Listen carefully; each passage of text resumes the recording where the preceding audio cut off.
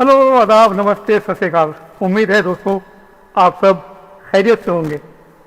1952 भारतीय सिनेमा का वो दौर जब फिल्मों को एक नई जबान, एक नया रास्ता दिखाया जा रहा था। ब्लैक एंड वाइट फिल्मों का दौर था। उस दौर में कई कलाकार आ रहे थे, लेकिन उन कलाकारों के बीच एक हीरो, एक कलाकार अपनी सोच, प्रतिभा और गहरी जज्बात की समझ के लिए अलग खड़ा था। वो कोई और नहीं बल्कि द ग्रेट दिलीप साहब थे।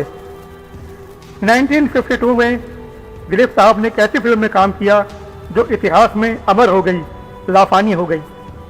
ये फिल्म थी दाग।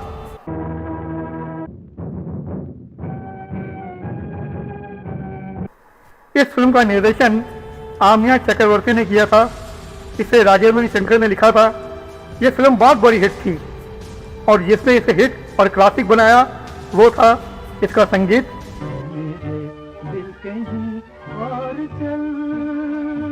दिलीप साहब के परफॉर्मेंस। गुड़िया बेचारी का पोता चल बसा और उसका घर जला के राख कर दिया, और लोग थे कि खुशियों से नाच रहे थे, और तू कहता है कि मैं होश की बातें करूं। इस दुनिया में रघुनाथ जी, लोग अच्छाई की बातें ही करते हैं, अच्छे बनते नहीं है। और एक बहुत ही खास दृश्य, एक खास सीन जिसने हिंदी सिनेमा में अभिनय की परिभाषा, एक्टिंग की परिभाषा, चलन, ग्रामर, इन सब को पूरी तरह बदल कर रख दिया। ये तारीखी ऐतिहासिक लम्हा तब आया जब फिल्म में दिलीप साहब के किरदार को उनकी मां के निधन की, मौत की खबर सुनने को मिलती है।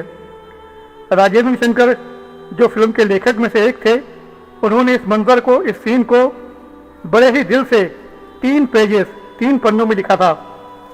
राजेंद्र शंकर साहब ने सोचा कि ये 3 पेज का सीन बहुत अहम और पुरअसर होगा, देखने वालों को जज्बाती कर देगा, उन्हें रुला देगा। लेकिन जब दिलीप साहब ने स्क्रिप्ट पढ़ी तो उनके जहन में एक अलग ही ख्याल आया। उन्होंने शंकर साहब से कहा, नहीं, ये 3 पेज बहुत ज़्यादा हो जाएंगे और इसमें वो जज्बात और मैसेज भी दर्शकों तक नहीं पहुँचेगा, लोग बजाय जज्बाती होने के बोर हो जाएंगे।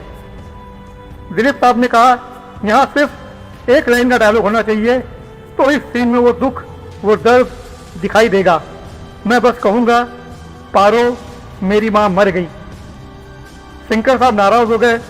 उन्हें समझ में नहीं आ रहा था कि माँ की मौत के दुखी जज्बाती लम्हे को सिर्फ एक लाइन में कैसे परफॉर्म किया जा सकता है।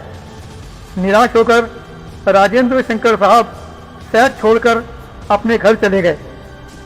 इधर दिलीप साहब ने जो सोचा था, सीन वैसा ही किया। शूटिंग चलती रही, आखिरकार फिल्म पूरी हो गई।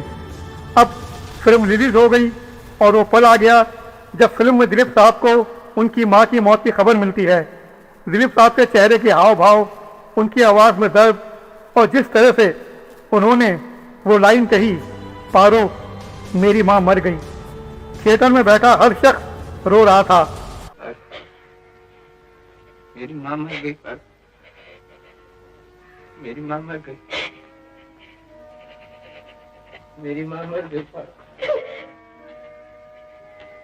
मेरी माँ मर गई, मेरी माँ मर गई,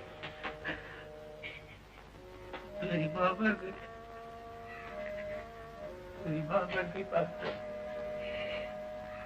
मेरी माँ मर गई। और ऑडियंस के बीच लेखक राजेंद्र शंकर साहब भी थे। उनकी भी आंखों में आंसू आ गए। उन्होंने देखा कि पूरा थिएटर दुखी है और रो रहा है।